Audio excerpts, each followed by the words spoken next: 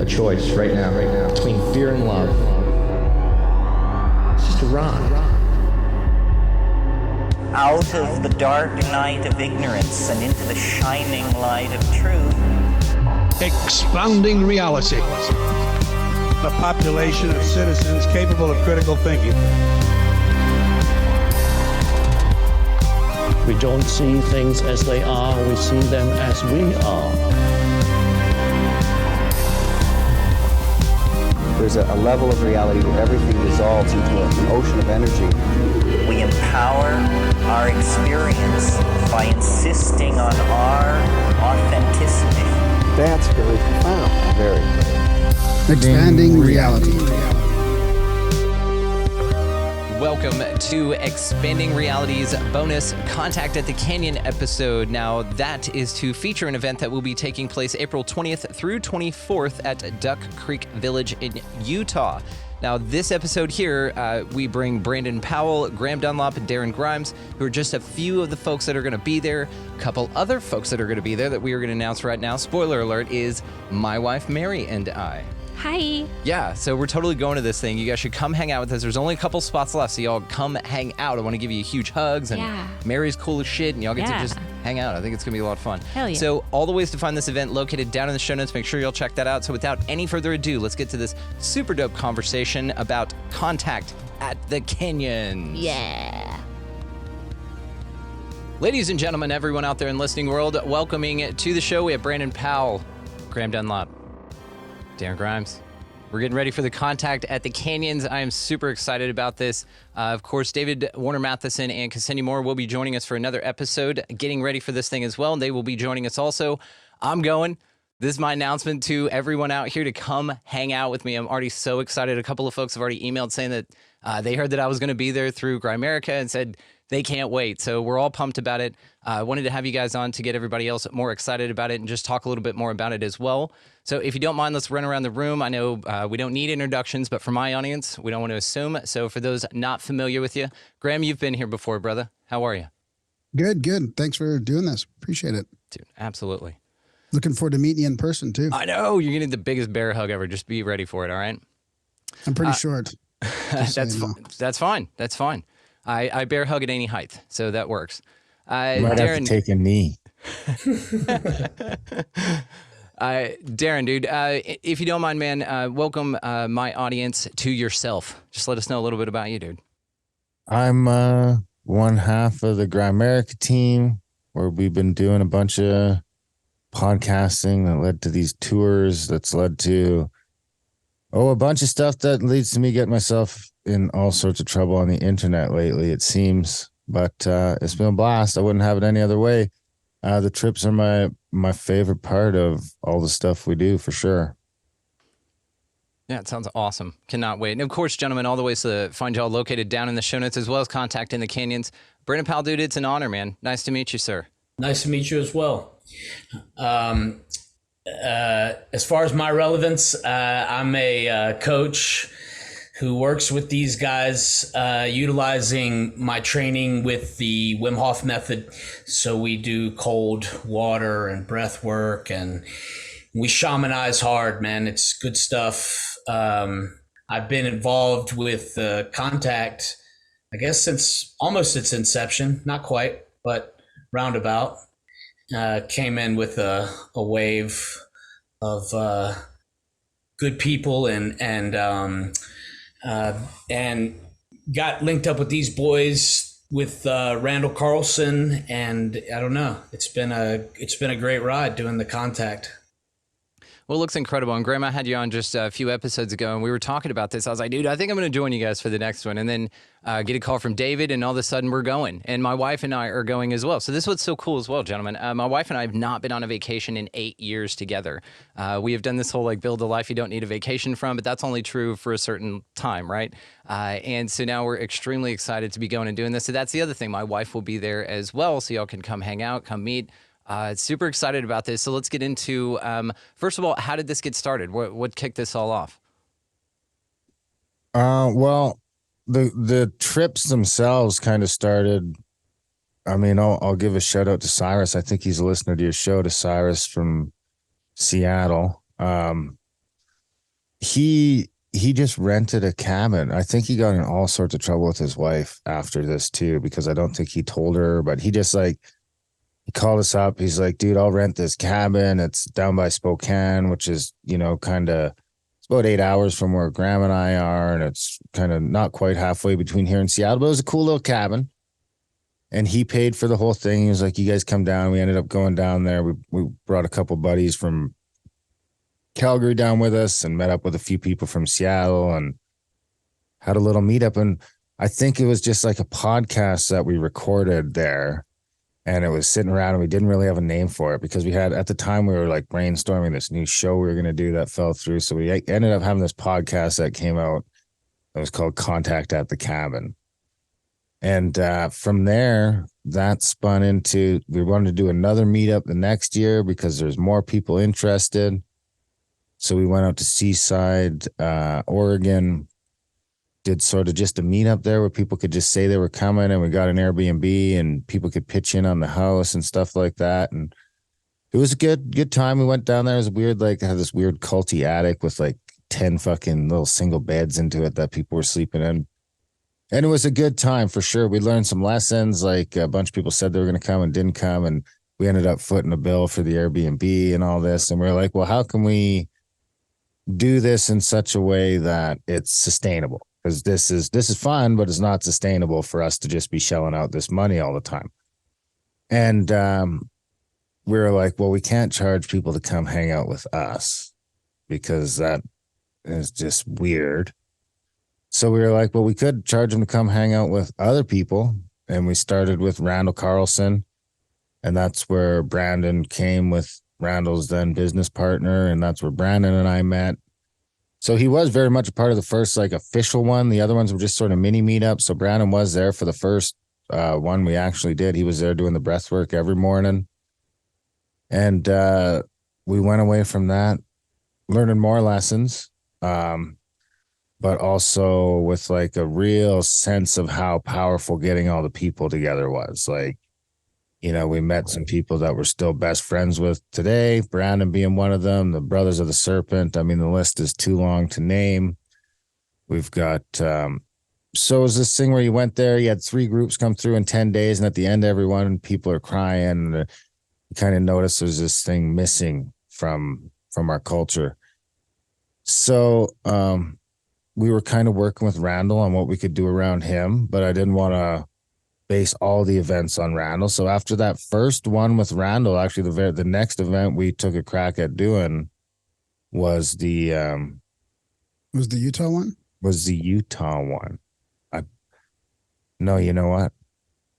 Yeah, it is. It was the Utah one first, but I can't remember which one was actually supposed to be first. Yeah, I think the Utah one was always supposed to be first, because what happened is they both got postponed because this was our first Utah, and the first one, like after we made the Contact at the Cabin website. So the first 2 events that we put on sale are this Utah event with Dave Mathisen. I called up Dave Mathisen, and I mean, Brandon's perfect. The dude's a legit shaman, and his work is very integratable with everything we do. So it doesn't matter if we're out doing a Scablands tour or we're out doing a Mesa Verde tour, we're in Utah looking at canyons and stars, or if we're down in Shasta doing magic stuff, his work integrates into everything sort of perfectly. So Brandon was coming already, and I called Dave and asked him if he could go anywhere in the world to see the stars, where would it be? And I was kind of thinking he'd pick Hawaii or something, but he picked us. He picked Bryce Canyon, which was just like worked out to be perfect because the area is amazing. The hosts that we stay with in Duck Creek are second to none.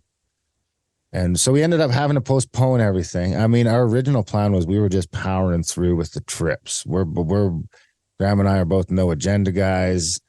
And at the time they were like, no, it's fine. It's going to be over by April. So we were like, fuck COVID. We're doing the tour. But like 3 weeks before, they actually canceled all our flights. They just like refunded them. And they're like, you guys ain't fucking going nowhere. Borders closed. It was too much. We ended up finding some ways to travel, but it took 6 months to figure all that out. So those first 2 events we postponed, which seems like it should have been a death nail, but we were able to postpone them. eat a lot of money in refunds because a bunch of people couldn't go next year now, or for this or for that. And we were eating all the expense, all the PayPal fees and stuff like that on some refunds. But luckily, the first Canyons, we sold it out.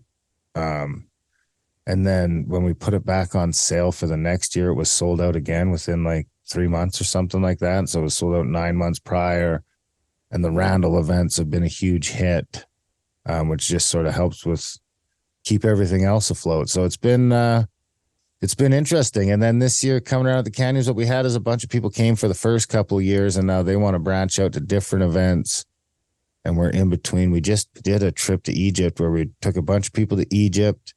It wasn't just us. Of course, we were just really along for the ride, collaborating with Ben from Uncharted X and the Brothers of the Serpent. But we just did that Egypt trip, and then the Brothers of the Serpent and Ben are in Turkey right now.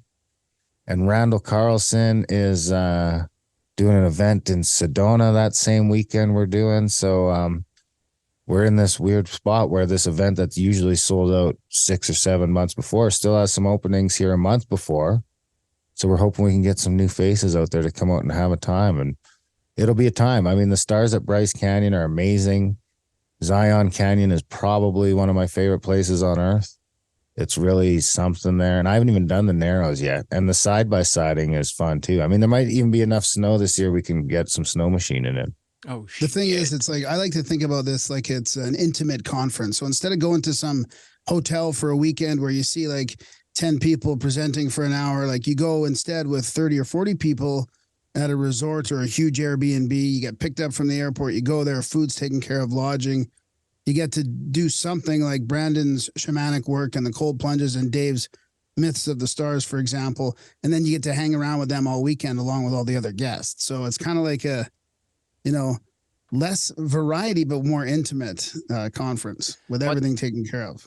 Yeah, they're there all weekend. You're there, you'll be brushing shoulders with these guys. They're not staying at some different resort. We all stay in there's sort of 3 cabins there, all in the same parking lot, and we're having breakfast together, lunch together, dinner together, partying together in the evening, jamming, doing breath work, doing all of it. Even when we do Randall's in May, like we're just driving around and hanging out with Randall for a week, Randall and Brad. And Brandon was at a couple of those as well. And, we just hang out with everybody all week. It just sounds so cool. I can't wait. Like I said, and I'll be there. And that's why you still have a couple spots open. Y'all needed to get my audience in on this. So thank you very much for that, because they're going to come hang out. So definitely do it. Like I said, my wife is going to be there. I'm going to be there. We're actually driving. So it's only 16 hours. And I know that's silly to some people to say that, but we're from Texas. So it's 8 hours just to get out of our state and to do anything. So 16 hours is nothing. We've got an awesome road trip planned, so we're very excited about it. And That's crazy. It's 16 hours for us too. It's right. It's really hard to imagine it being in the middle of you and us. Yeah. Well, we're in North Texas, but we're west of Fort Worth just by like an hour. So we're going to take like the Lubbock route up, and then we even have we're going to stay in Roswell on the way back. I hadn't been to Roswell yet, so my wife and I get to go do these things together for the first time, which would be great. Yeah. It gets even crazier because for like Brandon and Bill, it's like 30 some hours. It seems crazy that, North America is so big. It's crazy. There's so much cool shit to see in North America and in America specifically that it's insane. Yeah. We could do tours just forever, just touring around America, and people just haven't seen it, Yeah.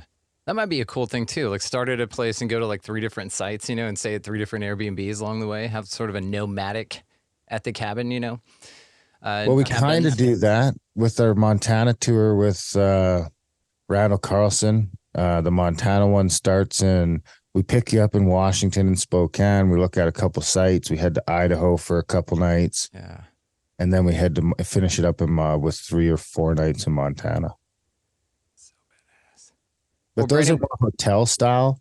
So like I'm a real fan of the Shasta, the Magic on the Mountain, and the Contact at the Canyons, just because when we pair people up in the hotels and stuff, but it just still doesn't seem to have the same level of intimacy and connection that these ones do, where we're staying in a giant lodge with 10 bedrooms and there's people all over and they're helping clean the kitchen and all. It's really something else. It's filling a void that people don't know they have in our modern culture.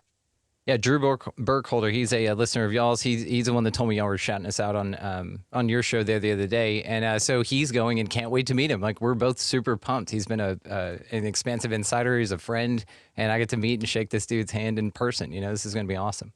Is that Drew's third year in a row? Yeah. Oh, Drew's awesome. Really, dude, I love him. He's a sweetheart. Incredible. Yeah. I can't wait. He threw me an awesome message. Like, I'm so pumped, like absolutely excited. Like, this is what it's all about to me. It's not like us sitting here creating content, shooting it out and just going, okay, guys, you know, send me likes and shares. This is where the rubber meets the road with this for me, is getting amongst them, you know, getting in contact, and to get to hang out with everybody and to, you know, I don't know, see how they take their coffee. Like, I think that kind of shit's cool. Like, everybody's going to be able to hang out together and just get more intimate and know one another and get really deep in the rabbit holes of the conversation. And of course, with the environment, with the energies there, with the drum circles and stuff, like I said, we're driving, so I'm definitely bringing my guitar. So I'm just extremely excited about this, guys. Like, you have no idea, we're charged. My wife is she keeps, oh my God. So again, cannot be more excited. Brandon, what are you looking forward to for this one, man? I love these events because, you know, they are a bit eclectic with, you know, bringing people together for, you know, this wider variety of things. I mean, we have the breath work, we have the star work, which is amazing stuff. And, you know, to mention that we're there in Dark Skies Week specifically. So the new moon comes through in that week, and it gets really dark. And if you've never seen the Milky Way, or you know, a completely filled sky full of stars, it's amazing to see. But then to be there with somebody like Dave, who has you know, the academic almost insights into mythologies and cross-cultural parallels in the myths. I mean, I think it's so fascinating to hear him talk, man, and to get that perspective. You know, I'm into it for all the right reasons, man. Yeah. It's a 420 event. Yeah. You know, we don't slack on anything that we do. Nope. There's good people, there's good food, there's fun events that are constant throughout the thing. You know, we start the morning off getting tapping, you know, and to say this too, 420 is Wim Hof's birthday. And Wim Hof taught us to tap into our endogenous cannabinoids better than any human out there, or at least he brought our focus and attention back to it. And so we get high on the breath, we get high in the cold water. Darren puts on his Speedo and does laps. I mean, the thing is beautiful. There is, you know, if you've never seen Zion and Bryce, they're absolutely incredible relics of a time lost when what we're looking at was basically underwater, you know, and then, you know, there's these, ancient cultures that have been moving through those areas and leaving their stories on the rocks and the you know, and in the cultures that still exist. So I mean, it's like going back in time. I mean, we try to bring a real mysticism to the event. You know, we want people to get out of their fucking, you know, blinder like reality and ultimately open up, and, you know, being in that expanse of an area, like to get up high and to be able to look at everything, or to be down in the depths of the rocks. I mean, all of that stuff to me is so powerful. So when you go out and actually have the experience of being in the land, hiking it with people who can bring the story to life, and with a great crew, and everybody's into it, and, you know, and then we have Darren's beautiful and slightly crazy leadership. You know, it makes for a it just makes for a wild time. So that's what I look forward to. That's why I go back every year and want to give to it as well. Are we going to get to plunge in that river again? Yes, that's on the list. Yeah. I mean, that's what we're doing. So we have to, I'm sure that the cold will be, It's gonna be colder this year. Yeah, it's colder this year. Colder. My wife's been looking up we're texting, by the way. So my wife's been looking up the weather and she's like, it's like 30 right now. I'm like, okay, it's fine. We still got a few weeks. She's like, it's like 32 right now. I'm like, okay, it's going to be okay, darling. It's completely organic too. Like that Zion or the Virgin River plunge, the first time we went there, we had just stopped for a snack and a few people wandered over. And then the next thing you know, everyone was in the river. So now we've just added it to as part of the package. That's so cool. Yeah, I've been geeking out over this. Just the whole schedule. Audio only audience. Check the link in the show notes. That's where you can find the video version of our program here. And that is where we have shared on the screen the itinerary. It all looks so cool. Like, I'm just looking at this, and as you read through it, just a huge smile across my face. Just moment after moment after moment of just awesomeness. And just really cool pictures. The hikes are going to be incredible. So definitely check out, link in the show notes, guys. All the ways to find this. The website's going to be located down there. Come hang out with me. Come hang out with my wife and I and the boys from Grimerica and Brandon and David and Kesenya Moore. Kesenya is a dear friend of mine in the show. We met through David, actually. And so she's been on many times and does a lot with the Expansive Insider stuff, the patrons part of this, and is just a dear, dear friend of ours. So I call her my wonder from down under. And so, of course, David, when we spoke, he was like, yeah, she's going to be there. I was like, oh, okay, well, we're going. Like, it's obvious, And so here we are. It's just going to be so cool. So again, if you're listening to the show, you're a fan, coming out with us. You've got David, who's been on the show, Graham as well, and of course Kesenya, and then now these boys. This is awesome. I'm so excited. I really think there's something special about those canyons. We've also added this year when we're doing our dinner out at Uvimpa Point, because we noticed that is a bit long. It's a long day at Bryce. We leave at 1 or 2 in the afternoon, and we don't get back until some vans are getting back at 10 o'clock, and the last van's probably closer to 12 or 1 in the morning, and it gets a little cold out there. So we brought in our buddy Kevin from Unpaved is coming up this year, and he's going to have his little party van set up in the Uvimpa parking lot.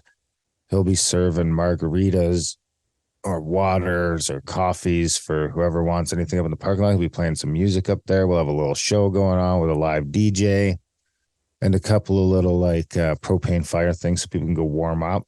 So it's not quite as, because people are going back and forth to the vans to warm up from the point, and it's just kind of creepy and quiet over there. So this year we're going to have like a little fucking party going on over there. So it'll be kind of back and forth between those two things. I think this will be the best one yet. Yeah, totally. I'm hopping in when you guys have worked out all the kinks. Thanks a lot, gentlemen, for inviting me this year. I appreciate it. Well, Graham, what are you pumped about, man? Just being around everybody again, because inevitably, everybody's talking about their UFO stories, or you just kind of bump into all these groups of people just chatting about all these esoteric subjects, and guys like Brandon and Mathisen are right in there with everything, right? It's just fantastic. So I just like hanging out with everybody and meeting everybody. Yeah, it's just a bunch of yes-anding. It's like, yeah, pass it. Yeah, I'll take a hit of that. Yeah, yes, and this could be true. Yeah, and do you know what ghosts are? And maybe if they complete the pyramids, it actually resets civilization. It's going to be all that shit, dude. It's going to be a lot of fun. I can't wait.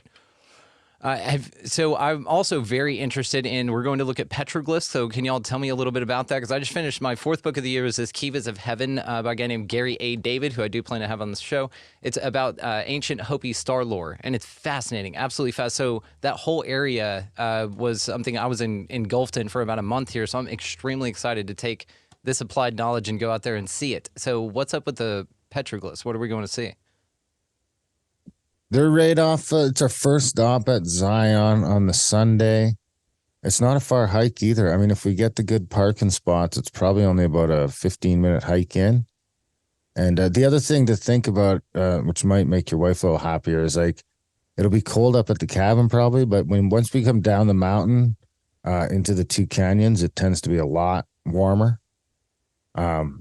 So yeah, but the petroglyphs, I mean, it's kind of that one whole wall there that we go and check out every year. It's never really less amazing. It's sort of the cliff comes down and it cuts back under the shelf, so they're protected there. And then that tunnel you can see in the picture there is a nice little spot to go cool off, because last year it got hot. It was probably, almost 80 degrees when we were down wandering around in the bottom of Zion. It got hot, 80 degrees. As a Texan, I'm like, that's awesome. But again, it's relative, right? But these are the Zion's where they have these from, the ancient aliens. They pass these all over the place with these entities, these huge entities. And again, this is something I just read about in the book. And of course, the Hopi spiral. Is this where they have the fourth world, where they show the different worlds? Yeah, right here. Oh, that is so cool. Can't wait. Look at that. This they is say one that squiggly line is supposed to be the Virgin River that's going down through the canyon. I don't know. And then these are the four worlds. They emerge from the Sipapu, which is right at the Grand Canyon, this huge hole. Sipapu is in Kivas. They make a small rendition of it as a representation of the underworld. And then they talk about these four worlds that we've inhabited and that we came up through the Sipapu, or the Hopi believe they emerged through the Sipapu in the Grand Canyon in this third world, and that emerged into the fourth. And then now we're leading into the fifth, which is fascinating. And so there's nothing after that, by the way. They don't know. Didn't they just find an ocean down under that shit? Hell yeah. There's like mummies over there. I mean, all kinds of shit in the Grand Canyon, man. It's I was like just reading something the other day that said that there's an ocean underneath the Earth's crust that's bigger than all the other oceans put together. Science Daily or some shit. Science. Yeah, that's been talked about for a while. I'm not like, trying to give credit to the mainstream journals, but it's just a weird thing to see in a mainstream journal. Well, we know that, revelation of the method, perhaps, maybe they have to kind of point things out. And I don't necessarily see a bad guy here, in my personal opinion. So it's just seeding, right? It's just like, hey, explore this. Hey, check that out. Kind of like missing time with people. It's not meant to be scary. It's meant to be something you investigate. It's meant to be something that gets your attention, but, had you pull further. And so perhaps this is that too. Like, hey, there's a big ocean under there. Because now I'm thinking of Gartha. Now we're thinking. Totally.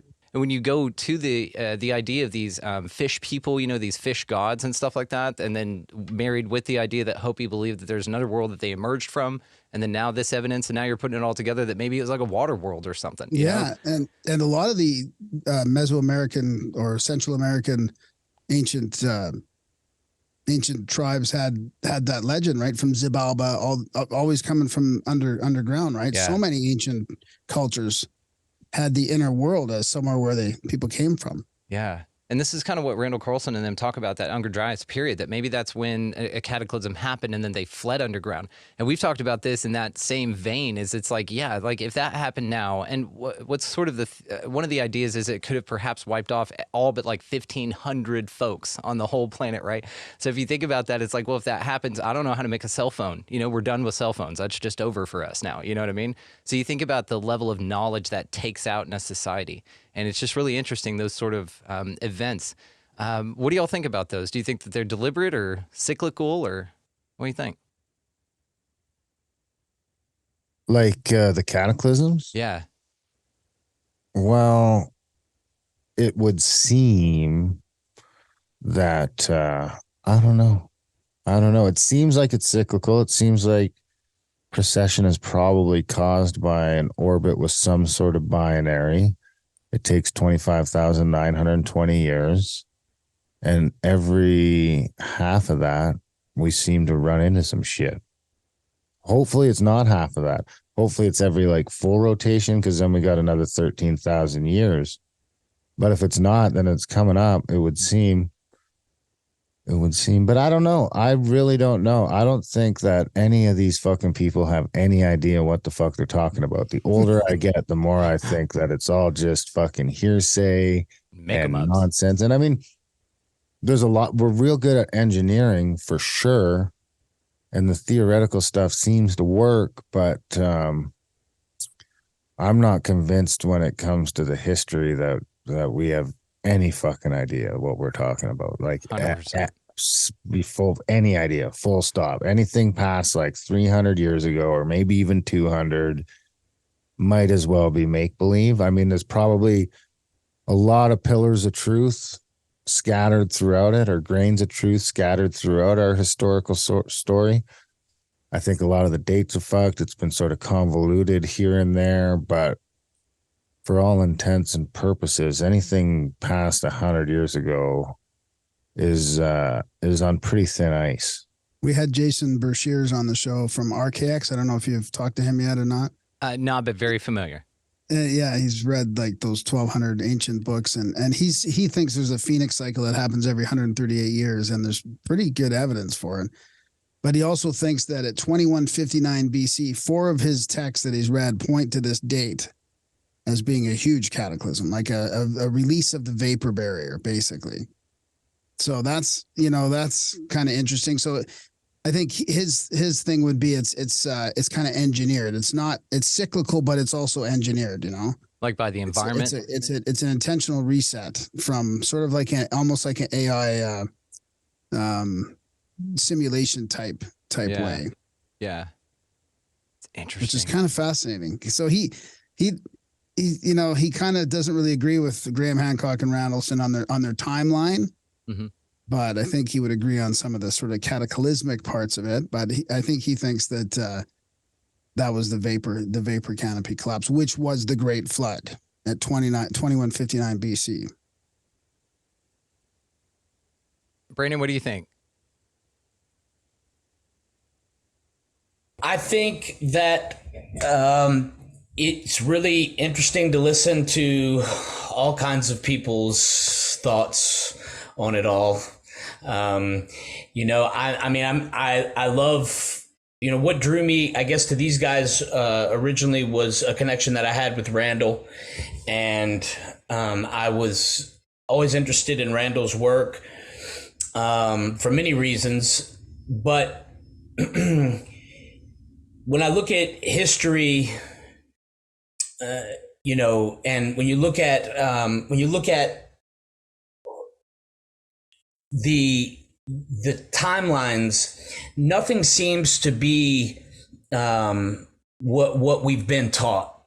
So for me, initially, it was about how to let go of preconceived ideas on so many things. And what I've become is really open to listening to people who are deep into their specific fields, whatever that is. I mean, I'm interested in it all. When I look at things logically, they don't seem to line up. I mean, even the idea of like, the shape of the earth and how how we perceive the earth, if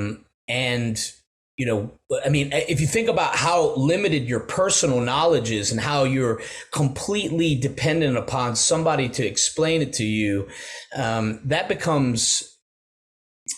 that's a really disenfranchising feeling, right? So for me, I try not to overform my opinions too much and just really listen and take what I feel like is relative. I'm sort of a person who believes more in. Well, I am definitely a person who believes more in being in the here and now, in the sense that history is really important to me, but and looking at ancient everything is really important to me. Like not just the history of the planet, but the history of our cultures and how we've, come to this point, and maybe what we're lacking now in comparison to what we've had in the past, and how to navigate better with those things. I mean, all of that's really important to me. So, I don't have overdeveloped sense of knowing much. Most of the time I just feel like a fucking moron, and like I'm just trying to hang on to the slim grasp of reality that I actually have, that I try not to chase away on the regular. I mean, my big thing is health and fitness. As far as grounding myself and keeping myself in some type of semblance of sanity. And so you know, but the fitness stuff that I choose and what I like to go after and what I'm interested in training is, I think, very connected to our ancestry. So that has a lot to do with the history that I'm interested in, you know. And so when we get out to these places like Zion and Bryce, when we get out to Zion and Bryce, I get really interested in thinking about how people communicated through these ancient cultures and how they really, you know, kept us going. I mean, what was the intention behind these people? Like, what were they trying to share? I think that is the most fascinating thing to speculate on, because we really have no idea. We think we do, but it's really when you get out there, man, it's so mind blowing that you realize, like, man, there's a depth out there that almost just can't be understood at this point. You know, so what are we doing? I think we're taking it in the sense of awe, which is real ecstasy, which is real, you know, just sidestepping any reality, any preconceived notions, and just trying to feel it ultimately. I love it. And, you know, these are speculated to be high energy points as well. And we're all going to go out there and hang out together and just get awesome with each other. And it's just going to shoot this high energy out everywhere. I'm just so pumped about it.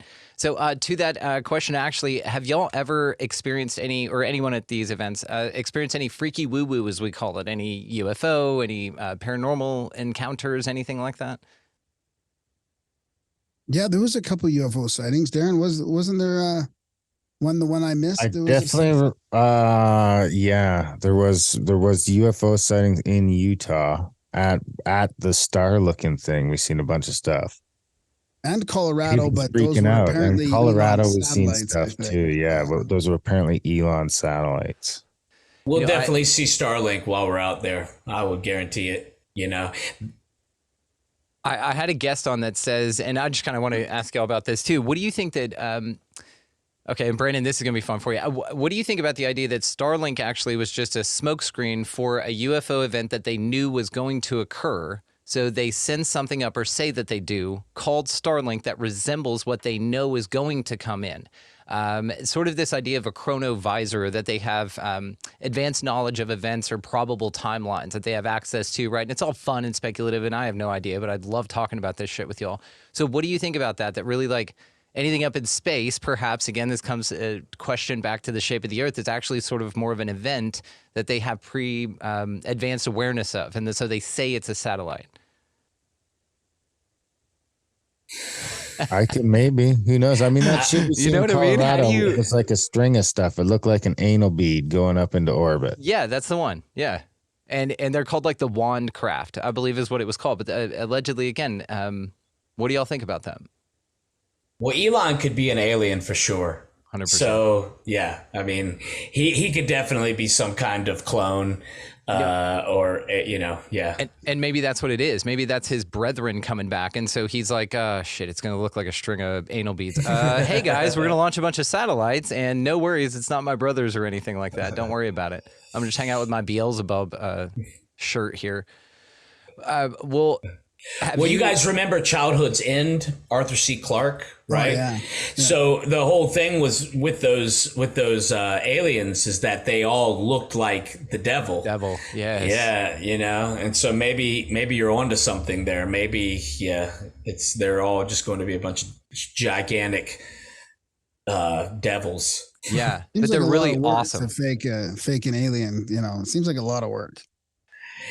Yeah, I mean, dude, if they can do that, I mean, that shit's going to be so entertaining anyway, regardless whether you're making it real or not. We are the alien anyway, ultimately. I mean, it's as far as I'm concerned. Yeah. So, you know, I mean, how far does that go? I mean, if we're able to create grays or do some cool stuff and flying saucers, bring it. It's like the ultimate Shutter Island. Have you ever seen that movie? You know, with DiCaprio there, and it was when he was like, I'm going to just ruin it for everyone. So just skip ahead a few minutes if you haven't seen that movie and you're worried about spoilers. But he goes on this boat and gets taken on this whole adventure because he needs to be walked through his memory to get to really what happened slowly. So then you kind of think, well, if we're that great at our job of, presenting this amnesia for experience, or maybe that was just a byproduct. I don't know. You go in so many different ways with this, but then perhaps if that's what occurred, then yeah, we have to be slowly integrated. Maybe this has been done through our movies, TV, all of that stuff throughout decades of these little hints that have been dropped to us, like, hey, this is maybe out there, and then they kind of test the waters and see how it settles, and then they turn the heat up a little bit and introduce a few more concepts, and now folks are talking about it more regularly, and maybe this is a way of introducing. Maybe one day, yeah, somebody will land and they look exactly like us. And maybe there's one of each identical ones of us, and they're like, actually, dude, we've been playing this game from your perspective. We've been controlling you, in cohorts. And it's this whole thing to where it's this stair-step idea into these crazy concepts that, being introduced into this world through our normal ego structures like school and politics and all that, they don't play on any of this as anything more than fantastical woo-woo. So it'd be an interesting way to start you thinking not at all, and then slowly introduce you to these concepts. Or maybe it's sort of a time period sensitive thing. Again, they know they're all coming. So 40 years ago, they're like, okay, we got to start putting this shit in movie and TVs and books and stuff. So folks kind of get ready for it. I don't know. I love the Project Bluebeam thing. I think it'd be fun. And if it is going to go down, I want to check it out. What do y'all think? Oh yeah, it's gonna be fun no matter what. Yeah, right. No matter what happens, because we're not gonna believe a word the government says. So. Dude, and I've been saying this because of how it's framed in the media. Like everyone they're interviewing is a general or a military or an Air Force pilot. It's not like one of us sitting up there going, maybe they're not that bad. Maybe we don't need to find them a threat. Not everything out there's a threat. There's a difference between danger and threat. Maybe y'all need to learn that. You know what I mean? Yeah, but they could totally be a threat.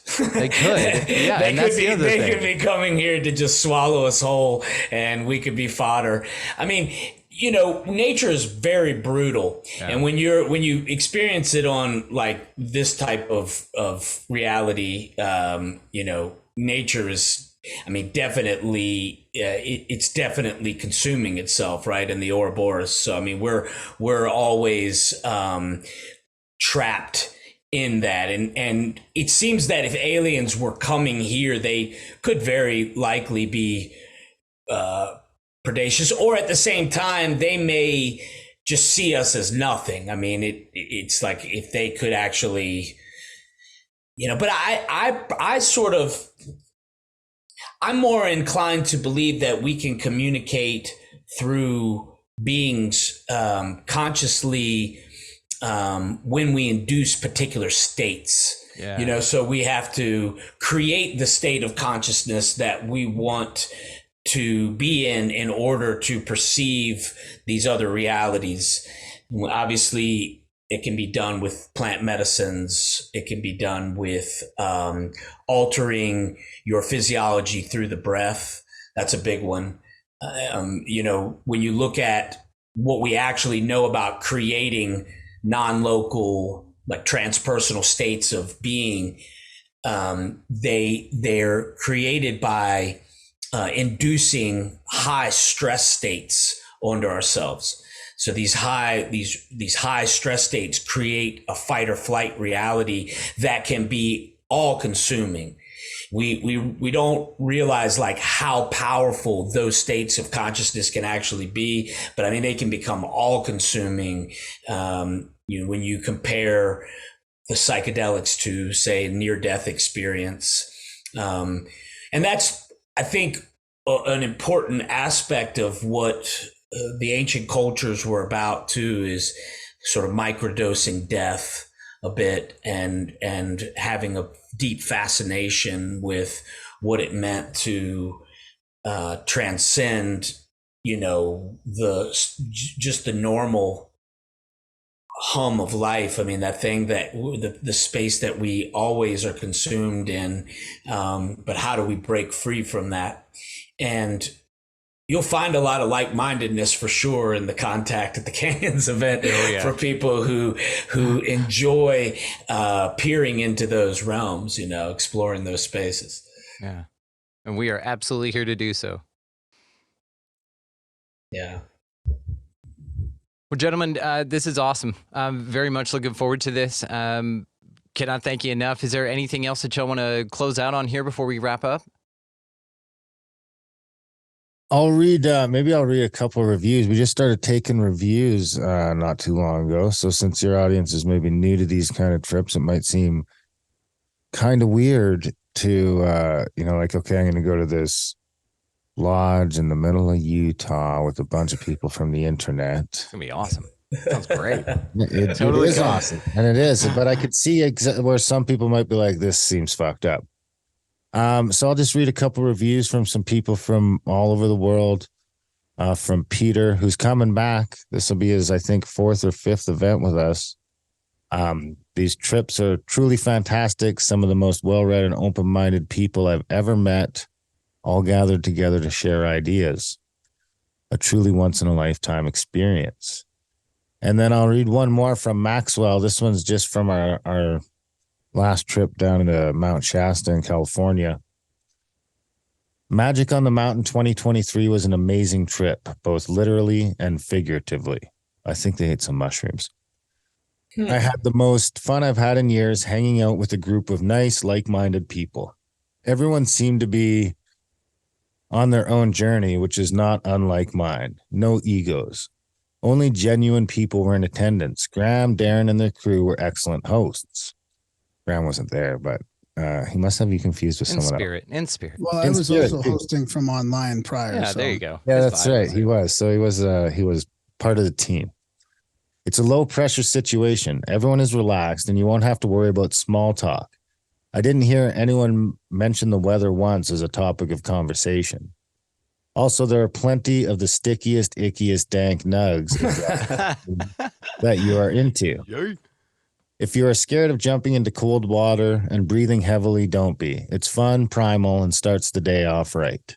You might even have some internal breakthroughs like I did. I will definitely be attending future events. Maxwell, shout out. Yeah, Maxwell. So I don't know. He could still turn up in Utah yet, but I think at the very least he's coming back to Shasta next year. Oh, very cool. Yeah, and I know some folks out in Shasta. I'll be joining. I'm noting that one already, guys. Just let me know.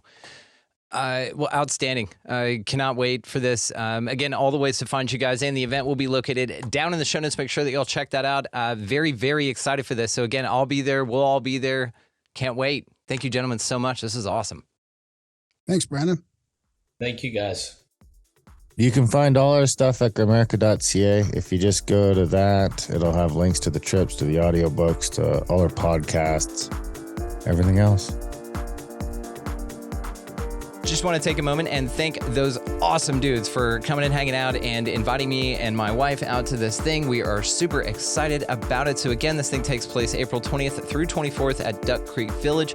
All of the information is linked down below, guys, so make sure that you check that out. Just wanted to throw Brandon Grimm and Darren a special shout out for coming by and hanging out. And again, guys, I'm super excited to see y'all. Mary is right here and we are pumped. Hell yeah. Hell yeah. There you go. All right. So check the show notes for all that information, as well as all the resource links, as well as all of the ways to find us. Mm-hmm. There we go. Just got to slow down sometimes. Yeah, you know? just take it. As well as all of the other ways to find us. Yeah. Can we do this last radio voice? Yeah. Okay. As well as all of the other ways to find us. Ooh. Link down in the show notes. Yeah. Come hang out with us. Contact at the Canyon. Okay. Ooh. It's gonna be fun, guys. So last message here, of course, as always, go out into this beautiful place, whatever the hell this thing is, and y'all pick up a piece of litter. Be nice to everybody that you come across, please, and thank you. Buy somebody in line around you a coffee or a meal, something very, very small like that goes a massive, long, far, huge way in the collective, and it's amazing. To that as well, we're about to be road tripping, so please get out of the left-hand lane. Please. We're from Texas. We drive a little quicker. Yeah. Just move over. Just scoot on over, guys. We'll be right by you in a flash, and you can get back in the left lane there and live your life until someone else hopefully comes on up and you do the same for them. So that being said, above all and anything else, guys, go out into this beautiful, majestic place, whatever the hell this thing is, and y'all just be good to one another. Thank you so much for watching, listening, and just being the coolest sons of bitches ever. I really, really hope y'all come and hang out with us. Yeah, That's going to be fun. Come. It'll be so much fun. We'll see you next time. Bye. At the Contact at the Canyon.